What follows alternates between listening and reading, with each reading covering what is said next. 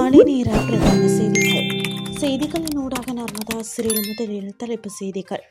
யாழில் தரமற்ற உணவை உற்பத்தி செய்தவருக்கு 6 மாத கால சிறை. யாழ் புத்தூர் பகுதியில் கோர விபத்து, 21 வயது இளைஞன் பலி, 2 பேர் கவலைக்கிடம்.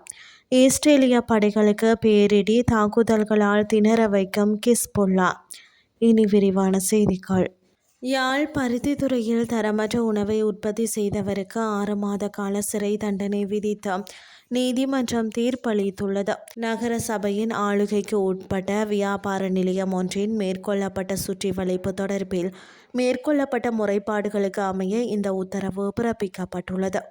இது குறித்து தெரிய வருகையில், பருத்தித்துறை நகர சபையின் ஆளுகைக்கு உட்பட வியாபார நிலையம் ஒன்றில் கடந்த மார்ச் மாதம் 17ஆம் தேதி நகர சபையின் பொது சுகாதார பரிசோதகரால் மேற்கொள்ளப்பட்ட திடீர் சோதனை நடவடிக்கையின் போது பாணிப்பனாட்டு மாதிரிகள் பெறப்பட்டு அதனுடைய தரம் தொடர்பாக பகுப்பாய்வு செய்வதற்கு அரசு இரசாயன பகுப்பாய்விற்கு அனுப்பி வைக்கப்பட்டது.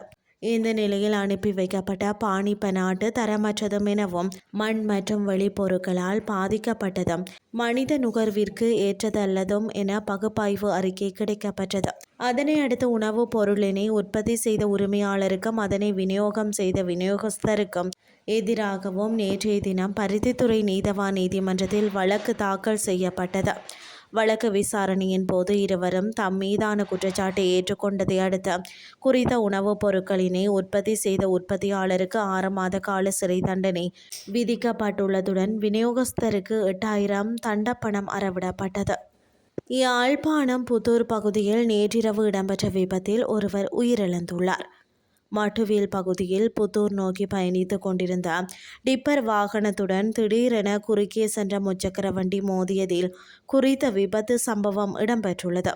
இதன்போது முச்சக்கர வண்டியில் பயணம் செய்த மூவரில் ஒருவர் நள்ளிரவு உயிரிழந்துள்ளார்.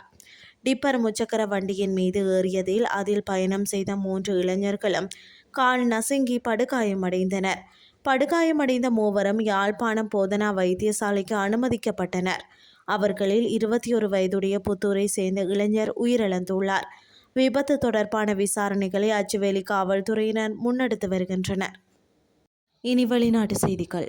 வியாழக்கிழமை முதல் வெள்ளிக்கிழமை வரையிலான காலகட்டத்தில் தெற்கு லெபனானில் உள்ள இஸ்ரேலிய படைகளை குறிவைத்து 32 தனித்தனி தாக்குதல்களை நடத்தியுள்ளதாக கிஸ்புல்லா அமைப்பு தெரிவித்துள்ளது. இந்த தாக்குதலில் இஸ்ரேலிய வீரர்கள் மற்றும் இராணுவ வாகனங்கள் இலக்காக்கப்பட்டுள்ளன. தங்கள் நடவடிக்கைகள் குறித்த விரிவான அறிக்கையில் இஸ்ரேலிய படைகளின் முன்னேற்றத்தை தடுக்கும் வகையிலும் அவர்களின் நிலைகளை குலைக்கும் வகையிலும் ஏவுகணைகள், பீரங்கி தாக்குதல்கள் மற்றும் வெடிபொருட்கள் நிரப்பப்பட்ட ட்ரோன்களை தங்கள் போராளிகள் பயன்படுத்தியதாக அந்த அமைப்பு குறிப்பிட்டுள்ளது.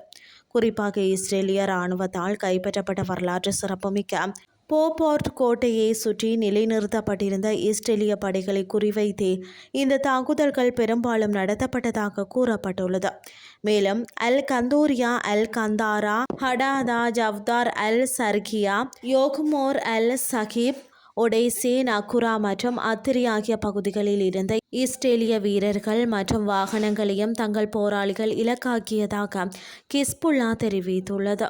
இது தவிர மேற்கு பெக்கா, ஜஹரானி மற்றும் ஜவ்தார் அல் சர்கி ஆகிய வான் பகுதிகளில் பறந்த இஸ்ரேலிய விமானங்களை குறிவைத்து நிலத்தில் இருந்து வானோக்கி பாயும் ஏவுகணைகள் மூலம் தாக்குதல் நடத்தப்பட்டுள்ளன. இத்துடன் செய்திகள் யாவும் நிறைவடைகின்றது. அடுத்த இரவு 8:30 எதிர்பாருங்கள். நன்றி.